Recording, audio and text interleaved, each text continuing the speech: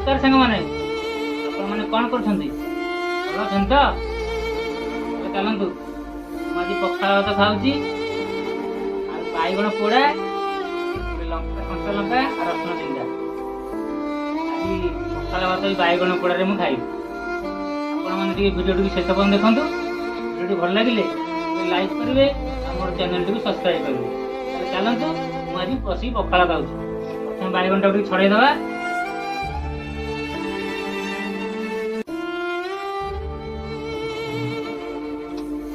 चूरण टे पकईदे लंका को दलीदे बैगण को भल से चकड़ीदे रसुण को भल से दलिकी रेडी करदे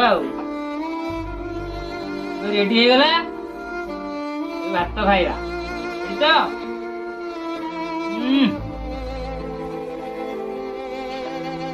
तो बढ़िया लाइक करेंगे रही जय जगन्नाथ।